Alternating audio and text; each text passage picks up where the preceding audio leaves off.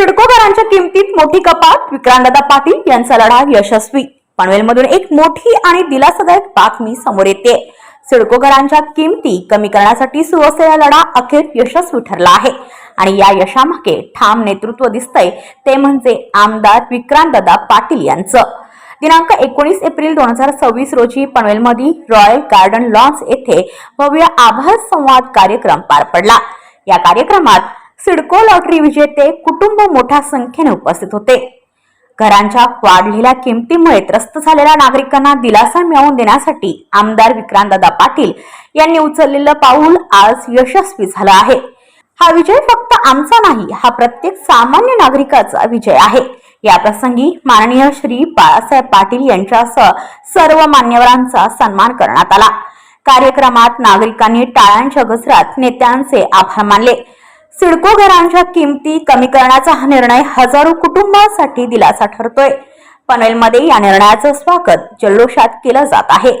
जनतेसाठी लढा आणि अखेर विजय। त्यातल्या 24 तासापैकी 18-19 तास जे काही आपण काम करू शकतो, ही काय आपली क्षमता आहे, ती पूर्णच्या पूर्ण जनकल्याणासाठी वापरणं, यासाठी काम करणारा मी कार्यकर्ता। त्यामुळे जे प्रश्न येतील त्या प्रश्नांना न्याय मिळवून देणं, मग ते आमचे प्रकल्पग्रस्तांचे असतील, ते आमच्या मातृशक्तीला ताकद देण्याचे असतील, युवा शक्तीला मजबूत करून त्या ठिकाणी समोर नेण्याचे विषय असतील, तिसरी मुंबई या ठिकाणी येते, त्या माध्यमातून आमच्या युवांसाठी काय संधी उपलब्ध होऊ शकतील त्याचा विषय असेल, इथे देवाभाऊंच्या सरकारच्या माध्यमातून एज्युसिटी, मेडिसिटी, अनेक आंतरराष्ट्रीय दर्जाच्या त्या ठिकाणी युनिव्हर्सिटीज येतात, त्या माध्यमातून काय ऑपॉर्च्युनिटी तयार होऊ शकतील हा विषय असेल। त्यामुळे या भागामध्ये आमच्या युवा, महिला, कामगार वर्ग, शेतकरी वर्ग, प्रकल्पग्रस्त या सगळ्यांच्या कल्याणासाठी जे काही करता येईल ते करण्यासाठी पूर्ण वेळ, पार्ट टाइम नाही, पूर्ण वेळ कटिबद्ध असणारा मी लोकप्रतिनिधी आहे। त्यामुळे जे जे विषय माझ्यापर्यंत येतील ते सोडवण्याचा मी प्रामाणिकपणे प्रयत्न करीन। अनेक विषय सुटतील, काही विषयांना अडचणी येऊ शकतील, पण प्रयत्न मात्र प्रामाणिक राहील, 100% क्लिअर राहील। आत एक बाहेर एक असे धंदे कधीही होणार नाहीत, एवढंच मी छातीठोकपणे सांगू शकतो की सिडकोला आधुनिक सगळ्या विषयामध्ये अजगराची उपमा दिली तर ती चुकीची ठरणार नाही। वाईट वाटतं खरं हे बोलताना, पण दुर्दैवानं सरकारची जी काही सकारात्मक भूमिका असते ना, त्याला नेहमी गालबोट लावण्याचे सिडकोचे अधिकारी प्रयत्न करतात। सिडको म्हणजे सिडको वाईट नाही आहे, सिडको ही काही एक एंटिटी नाही आहे, सिडको एक व्यवस्था आहे, त्यातले अधिकारी बदमाशी करतात आणि मग ते मुख्यमंत्र्याचं दृष्टिकोन, उपमुख्यमंत्री महोदयांचं विजन याला गालबोट लावण्याचं काम। म्हणजे जर का आमच्या मुख्यमंत्री महोदयांना पाहिजे की गोरगरीब जनतेला घरं द्यावी, त्यासाठी हे प्रोजेक्ट तयार केले। त्या ठिकाणी अटल सेतूंनी मुंबईपासूनचं हे अंतर कमी केलं, जेणेकरून मुंबईमध्येच राहिल्यासारखं आमच्या सगळ्या नागरिकांना वाटावं, 20 मिनिटात मुंबईला पोहोचेल अशा अंतरावर ही सगळी घरं तयार केली।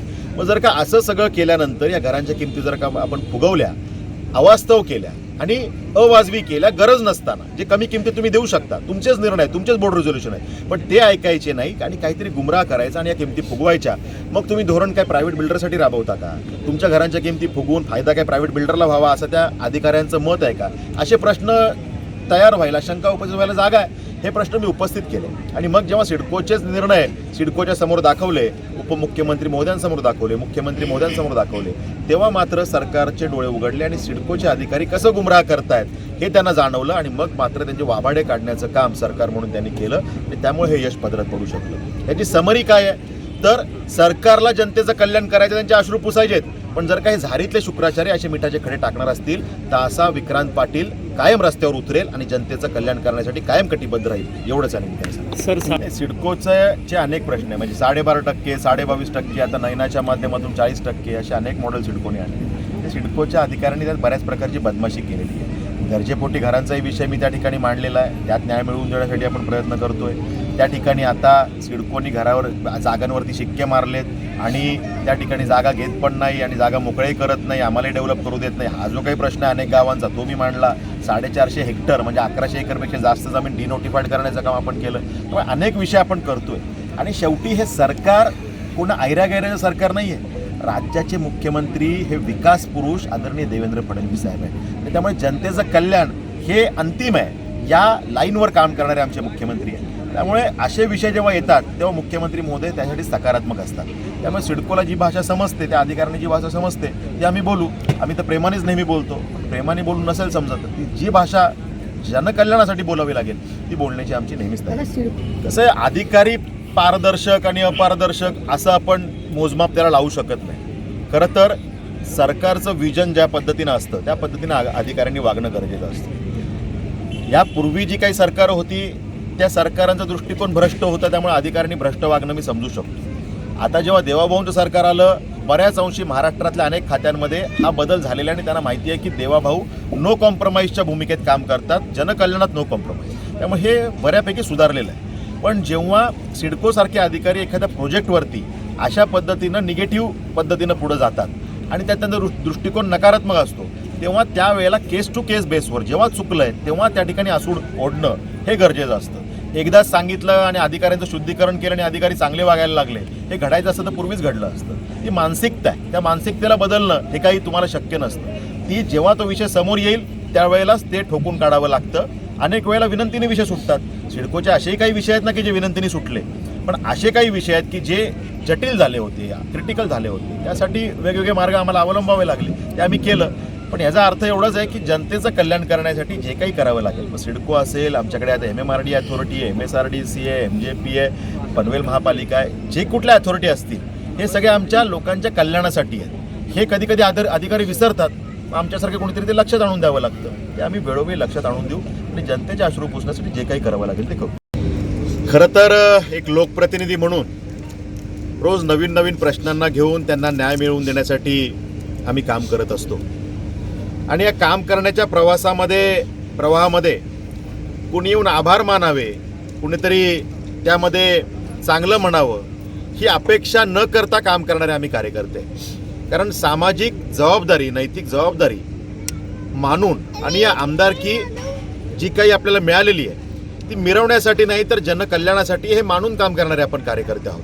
त्यामुळे कुणीतरी आभार मानेल या भावनेनं आपण कधीच काम करत नाही. पण तरीसुद्धा जेव्हा एखाद्या विषयाला न्याय मिळतो, लढा यशस्वी होतो आणि त्यातून जे लाभार्थी आहेत ते कुठंतरी आभार बाजूला राहू दे पण शाबासकीची एक थाप पाठीवर देतात, तेव्हा पुढच्या या सगळ्या प्रवाहात आणि प्रवासात काम करण्याची अधिकची ऊर्जा त्यातून प्राप्त होत असते. हे मात्र खरं आहे. आणि त्यामुळे आज जेव्हा सिडकोच्या घरांच्या किमती कमी केल्यानंतर ज्या काही लाखो लोकांना फायदा झाला, त्यातल्या हजारो नागरिकांनी आज या ठिकाणी उपस्थित राहून ज्या काही शुभेच्छा दिल्या, जे काही मनोगत व्यक्त केलं, त्यांच्या मनातल्या हृदयातल्या ज्या काही भावना व्यक्त केल्या, खऱ्या अर्थानं माझ्यासारख्या युवा कार्यकर्त्याचं मन अभिमानानं त्या ठिकाणी भारावून गेलं. आणि जर का माझ्यासारख्या एका युवाबद्दल, एखाद्या आमदाराबद्दल जर का आमच्या सहकाऱ्यांमध्ये, या नागरिकांमध्ये त्यांच्या हृदयात जर का इतकी चांगली भावना असेल तर माझ्यासारख्या कार्यकर्त्याला ह्यापेक्षा जास्तीचं काहीच नको, खरं तर एवढंच खूप आहे, अशी भावना आज तरी माझ्या मनात आहे. आणि त्यामुळे मी या सगळ्या नागरिकांचे मनापासून आभार मानतो.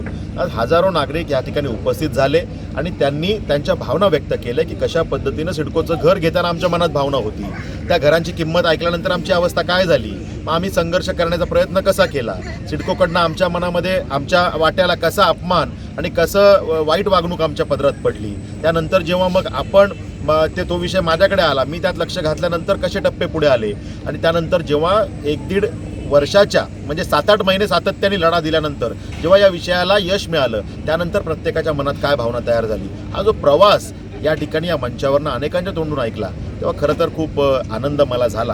आणि यातून नक्कीच पुढचे अनेक विषय सोडवण्यासाठीची एक ऊर्जा, नवीन उर्मी त्यातून प्राप्त झालेली आहे. त्यामुळे मी सगळ्या नागरिकांचे मनापासून आभार मानतो. अक्षय तृतीयेसारखा आज 3.5 मुहूर्तातला एक सण असताना सुद्धा त्या ठिकाणी परिवारातले सगळे कार्यक्रम पूर्ण करून या ठिकाणी गेले 5 तासापासून ही सगळी मंडळी इथं न काही एकही मिनिट बाहेर न जाता 5-5 तास जेव्हा थांबून या ठिकाणी एवढ्या मोठ्या संख्येने उपस्थित आहेत, मला वाटतं हेच या कार्यक्रमाचं यश आहे. त्यांच्या भावना किती आज शुद्ध आहेत, पवित्र आहेत, या सगळ्या विषयाचा आज मला अनुभूती या ठिकाणी आली. त्यामुळे मी त्यांना शुभेच्छाही दिल्या. माझ्या मनोगतामध्येही मी त्यांना हे सांगितलं की शेवटी आपण सगळेजण हे परिवार आहोत. आपण त्या ठिकाणी नागरिक म्हणून जर का मी तुमच्याकडे फक्त बघून काम केलं असतं तर ह्यात यश किती आलं असतं मला माहीत नाही. पण या नागरिकांना परिवार म्हणून जेव्हा आम्ही काम करतो, हे सगळेजण आमच्या कुटुंबातले सदस्य आहेत, ही भावना जेव्हा तो प्रश्न हाती घेताना आमच्या हृदयात असते, तेव्हा त्या प्रश्नाला न्याय मिळण्याच्या आशा या जास्त वाढतात. त्यामुळे जेव्हा हे यश मिळालं, सिडकोच्या तोंडात गेलेला एखादा विषय काढणं म्हणजे अजगराच्या तोंडातून एखादा विषय काढण्यासारखं असतं. पण हा विषय जेव्हा घरांच्या किमती 10% थेट कमी झाल्या, इनडायरेक्ट इफेक्ट बघितला तर तो 17-18-19% ह्या किमती कमी झालेल्या आहेत. त्यामुळे लाखो नागरिकांच्या जीवनावर थेट परिणाम यातून होणार आहे. म्हणजे जर का आकड्यात सांगायचं झालं तर जर का 4 ते 10 लाखाच्या मध्ये या सगळ्या घरांच्या किमती कमी झालेल्या आहेत. कोणाला 4-5 लाखाचा फायदा आहे, कोणाला 8-9 लाखाचा फायदा आहे. ॲव्हरेज काढलं तर 6-7 लाखाचा फायदा त्या ठिकाणी होतो. आणि 67,000 घरांना जेव्हा हा फायदा होतो, हा आकडा जर काढला तर 400-500 कोटीच्या घरात थेट फायदा जाणार आहे. आणि किती लोकांवर परिणाम, तर एका घरामध्ये जर का 3-4 लोकं पकडली तर 67,000 घरांमध्ये 2.5-3-3.5 लाख लोकांच्या जीवनावर, नागरिकांच्या जीवनावर थेट निर्णय करणारा हा परिणाम करणारा हा निर्णय आहे. त्यामुळे खरं तर एवढ्या लोकांच्या सदिच्छा जेव्हा माझ्यासारख्या कार्यकर्त्याच्या मागे उभे राहतात तेव्हा पुढचं जीवन अधिक सुखकर होतं. शेवटी आमदारकी पक्षाने मला जेव्हा दिली तेव्हा अनेक दिग्गज मैदानात असताना विक्रांत पाटील सारखा सामान्य कार्यकर्ता आमदार कसा काय होऊ शकतो, याचं उत्तर देताना मी नेहमी सांगतो की या अशा सगळ्यांच्या अधिकच्या सदिच्छा इतरांपेक्षा माझ्या पारड्यात जास्त होत्या, म्हणून मी आमदार झालो. नाही तर रती महारथी तर होतेच ना. त्यामुळे या सदिच्छा कमावणं, या सदिच्छा जोडणं, अशी लोकं जोडणं, हेच मिशन घेऊन आम्ही काम करतोय. आणि आज नाही करत, मी गेल्या 22 वर्षापासून करतोय. सन्माननीय बाळासाहेब पाटीलजी 45 वर्षापासून करतायत. त्यामुळे हा प्रवास आणि हा प्रवाह असाच अखंडितपणे त्या ठिकाणी आम्ही अविरतपणे हा समाजसेवेचा वसा घेऊन काम करत राहू, एवढंच या निमित्तानं सांगतो. ब्युरो रिपोर्ट पनवेल वार्ता न्यूज. आपल्या परिसरातील बातम्या आमच्यापर्यंत पोहोचवण्यासाठी स्क्रीनवर दिलेल्या क्रमांकावर संपर्क साधू शकता. दूरध्वनी क्रमांक 8652414343.